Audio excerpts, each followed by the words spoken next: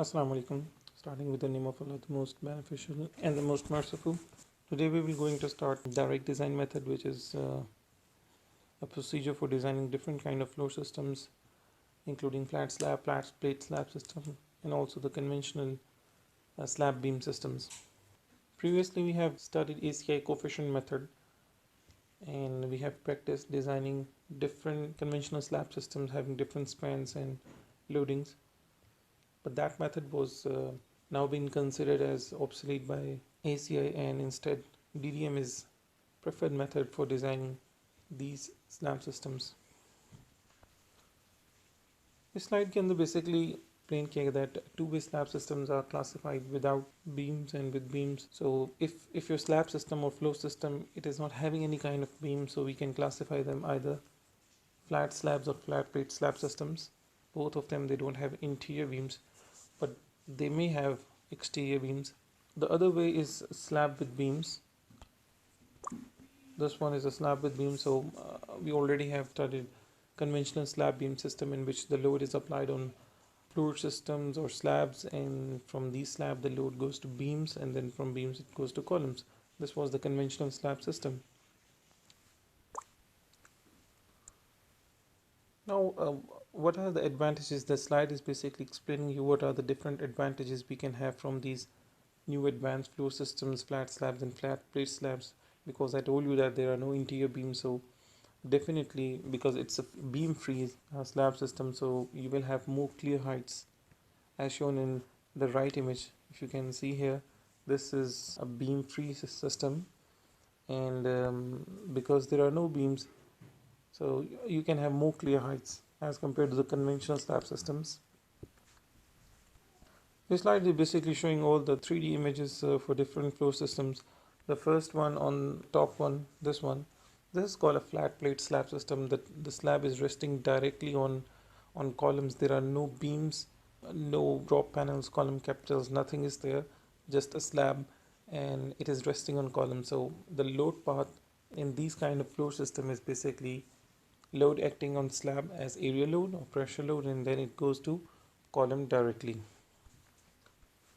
Then, because this system was performing very poor in case of seismic activity, so there was a punching failure observed in the periphery of the columns.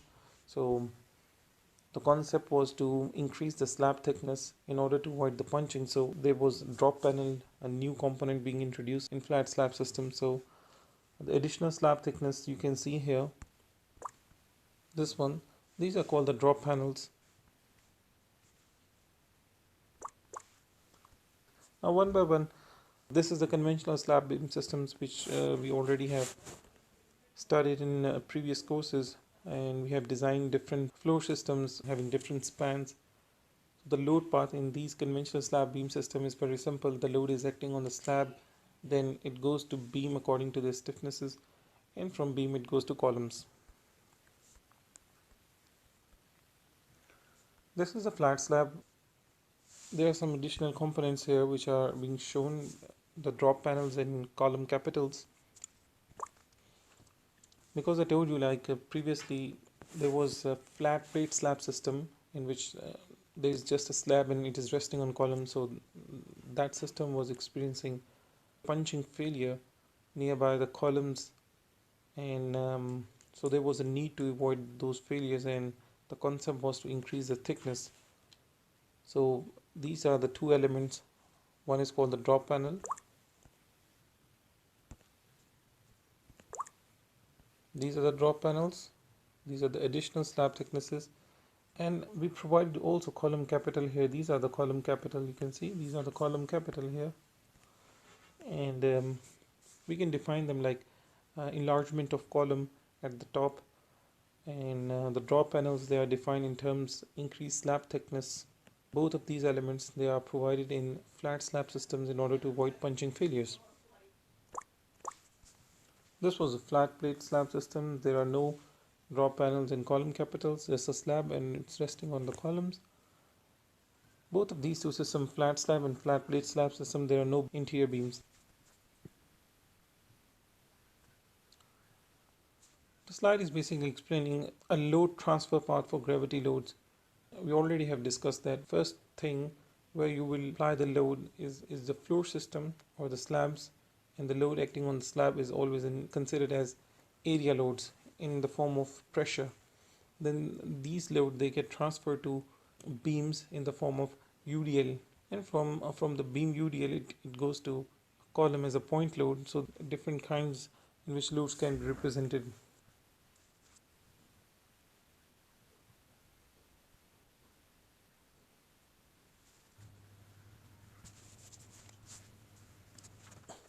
Stiffness based load shearing, we will elaborate the concept here with the help of few slides.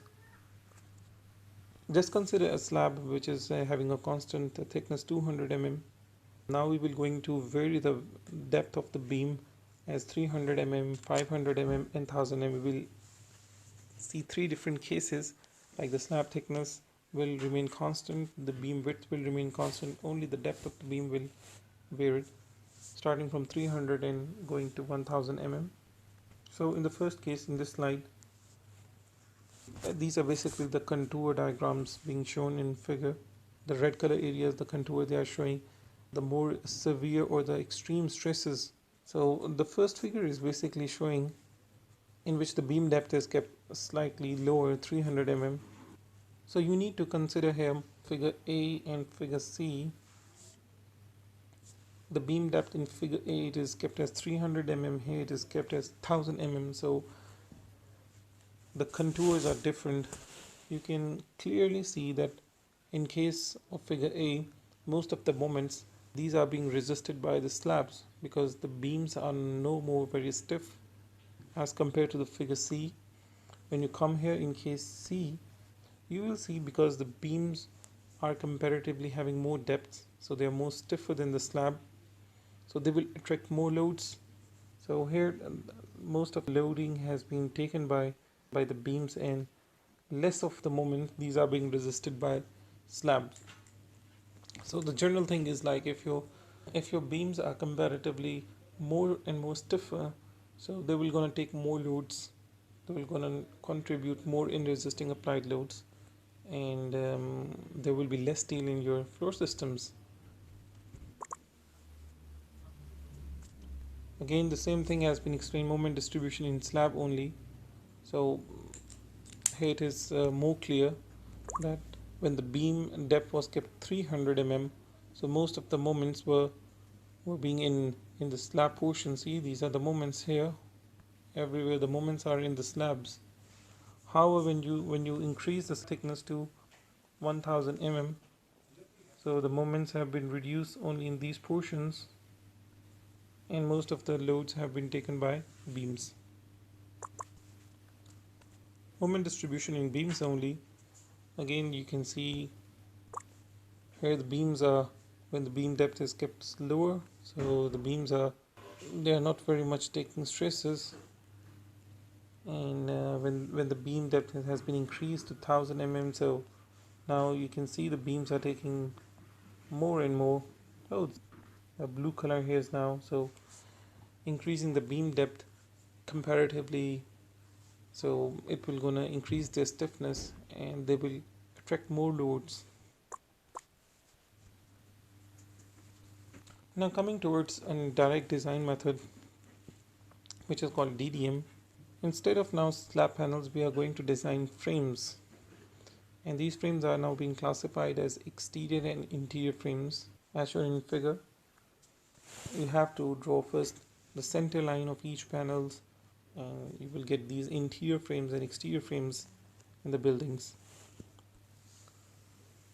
This slide is basically comparing the conventional approach for designing slab system, which was ACA coefficient method, in which you have these kind of panels. Now in case of DDMs, you don't have these panels, you have these frames, interior frames and exterior frames, and these frames are having these column strips, middle strips, as shown in figure. Like this whole one which I'm highlighting right now, this complete is an interior frame.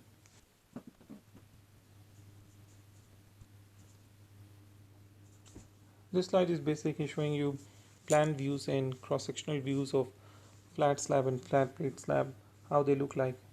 if you zoom in here, and this is a flat plate slab systems, these dotted lines, these are not the beams, these are the center lines connecting the columns. So when you see them in the cross section, you will just observe that there is a slab here, and the slab is resting directly on columns, so there are no beams. Similarly, when you come to flat slab systems, so these are being shown like this is the slab. This additional one is the drop panel here. This additional dimension you can see here, this increased slab thickness. In the periphery of the column, it is the drop panel, and then there is a column capital. So these are being shown here. This is the drop panel, and the circular one that you can see here, this is a column capital here. In case of flat slabs, because I told you earlier that they are experiencing punching shear failure, so in order to avoid those kind of failures, and if you are not willing to provide drop panels and column capitals, you have to provide a shear head reinforcement, special kind of reinforcement there. These are the limitations of direct design method, like you cannot apply these methods until you satisfy all these conditions. And the first one of this is like you need to have at least 3 or more spans in each direction. The building has like 2 direction, X and Y, so number of bays in X and Y direction should be 3 or more. There is a limit on variation of adjacent spans in case of DDM, like it should not exceed 33%. Third, the live load should not exceed 2 times the dead loads. And the fourth one is column offset should not be more than 10% in each direction. The column should be in line with each other. Similarly, L over B should not be greater than or equal to 2. For slab and beams for one panel, the ratio should not be less than 0.2 and should not be greater than 5. So this ratio we will discuss it later when we are doing the numericals. So this ratio should lie between 0.2 and 5. Here the column offset thing is clearly explained. See, this particular column, this is not in line with all these columns, so it is a little bit offset. So this offset should not be more than L2 by 10. So the slide is basically explaining the steps for designing a floor system using direct design method. The first step is to find total factored static moments, M0, then the distribution of these total factored static moments into positive and negative moments, like we do the horizontal distribution, and later on there is a lateral distribution, like we distribute these positive and negative moments to column strip and middle strips, and then we calculate the steel and do the detailing of the floor systems. So first thing is you need to know how you can find the width of these equivalent frames. By equivalent frames, I meaning the 2 kinds of frames, the interior frames and the exterior frames. So you need to know how you can form these equivalent rigid frames and what are the width. So as we have discussed, to form these equivalent rigid frames, you need to cut center lines through the building. So I will just do a simple example here.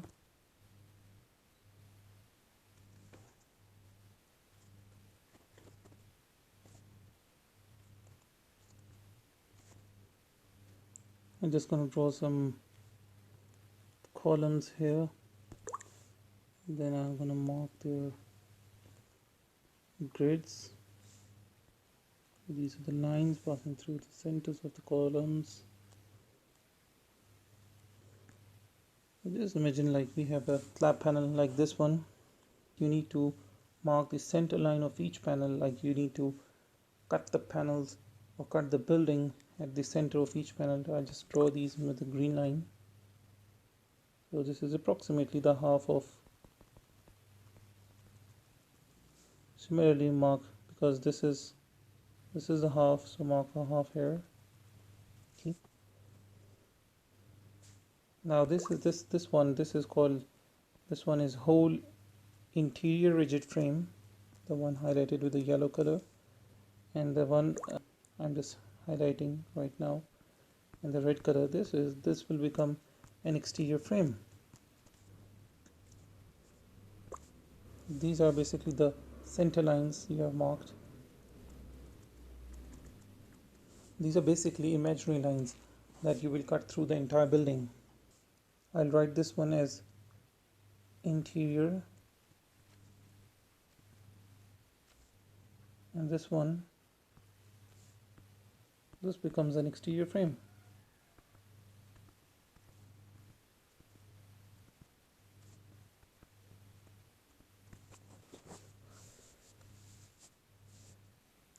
In this slide, basically, I'll just elaborate a concept of L1 and L2.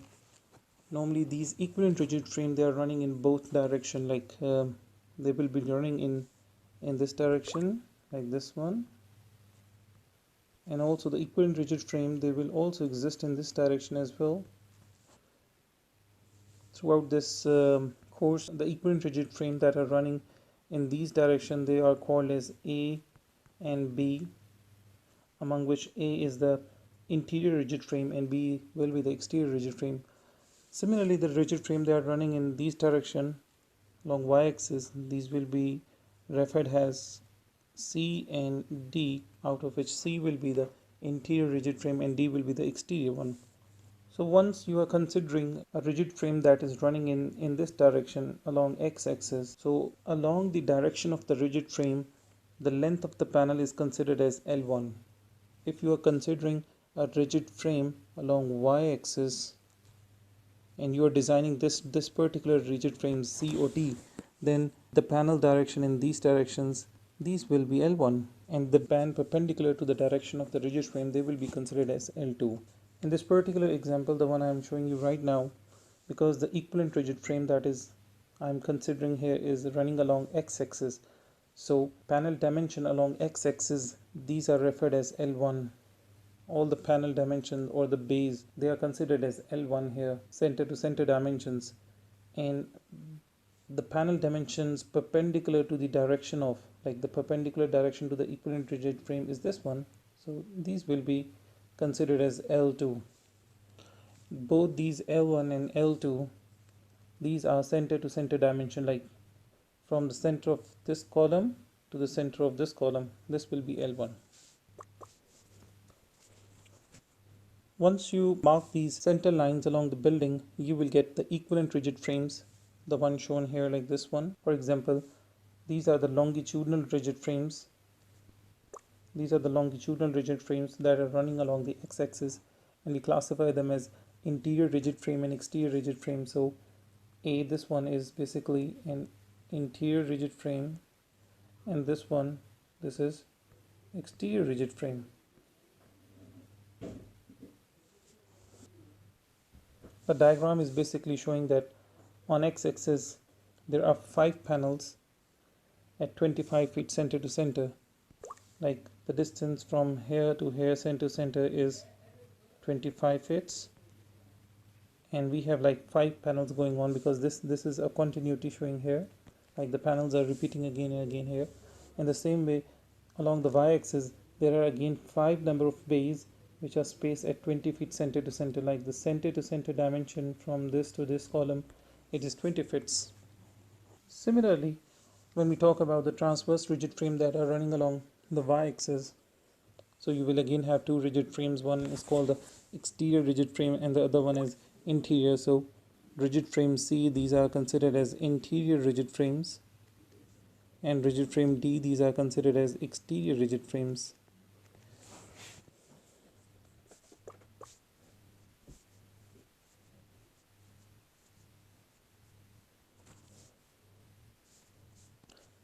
In this slide, the concept of L1 and L2 is again explained.